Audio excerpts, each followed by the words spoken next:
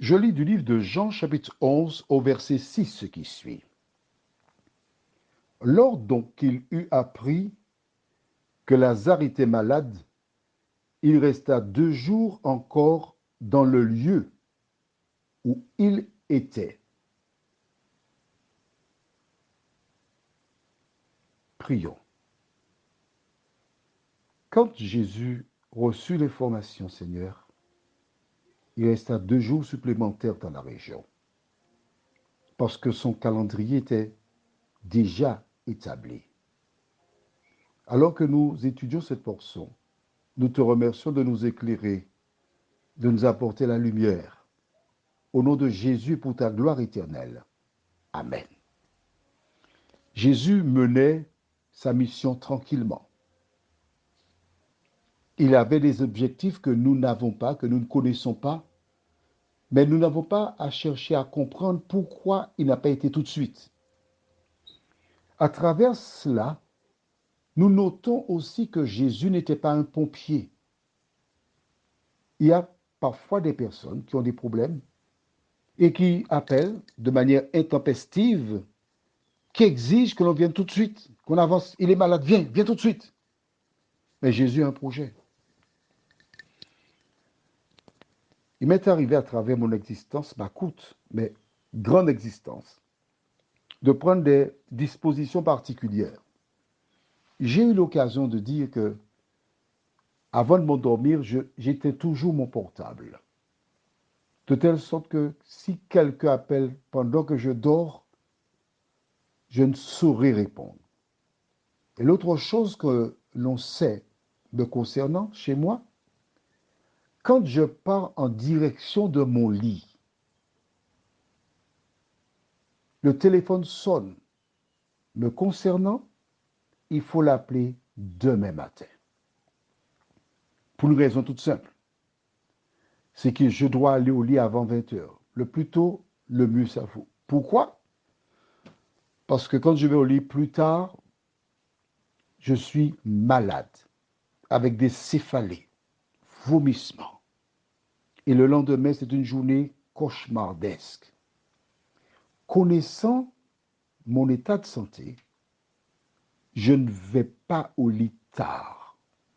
Et Dieu m'a tellement réglé, c'est-à-dire que si je vais dormir l'après-midi pour faire une sieste, pour aller au lit tard, je ne trouve pas le sommeil. Il faut que j'aille dormir le soir. Et je bénis Dieu pour cela. Parce qu'il sait tout de moi. Il connaît ce qu'il y a de meilleur pour moi.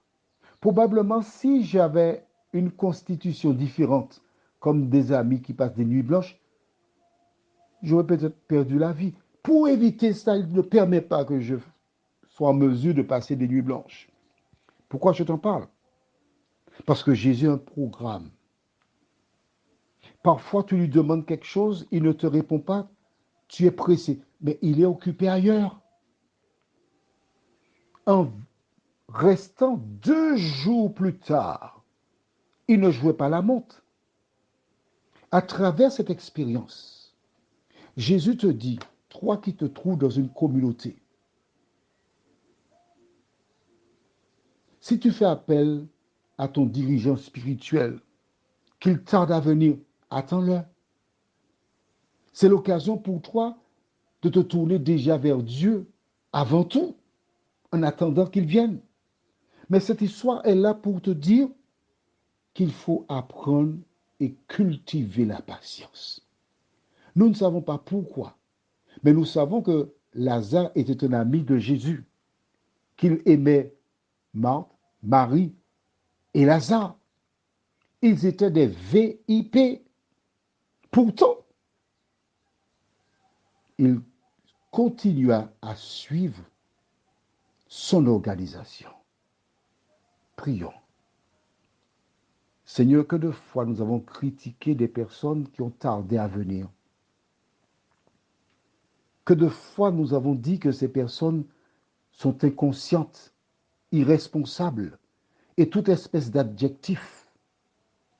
Mais là, aujourd'hui, Seigneur, Ce matin, nous avons un exemple où des amis de Jésus, des proches, l'ont fait appeler pour Lazare qui est malade, souffrant.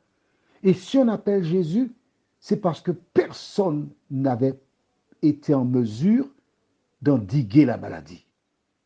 La situation était désespérée. Et Jésus savait que si on l'avait appelé, c'est parce que c'était désespéré.